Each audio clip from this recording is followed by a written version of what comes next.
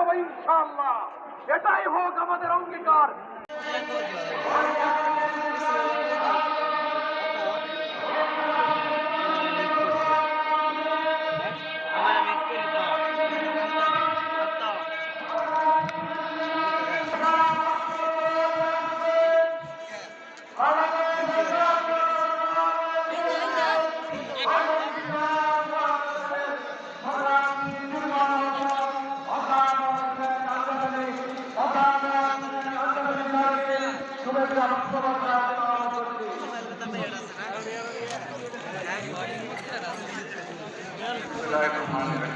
হয়েছিল বলেই আজকে এই ইসলামী সম্মেলন আমরা করতে পারছি।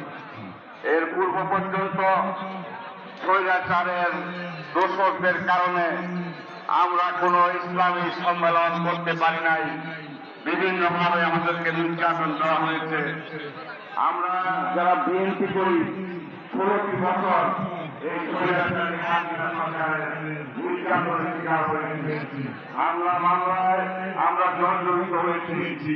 আজকে আমরা সবাই এখানে একত্রিত হতে পেরেছি, একমাত্র কারণ হলো বৈষম্য বিরোধী ছাত্র আন্দোলন। আমার বক্তব্য শেষ করছি। আল্লাহ হাফেজ। বাংলাদেশ জিন্দাবাদ।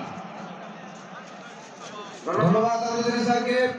সংগ্রামী ময়মনসিংহবাসী, এই পর্যায়ে আমাদের উদ্দেশ্যে শুভেচ্ছা বক্তব্য নিয়ে আসছেন বাংলাদেশ জাতীয়তাবাদী দল বিএনপি ময়মনসিংহ দক্ষিণ জেলার সংগ্রামী সদস্য সচিব রাজপথের রহমান সৈনিক জনাব সম্মানিত সভাপতি মাওলানা নুরুল ইসলাম, আজকের প্রধানমন্ত্রী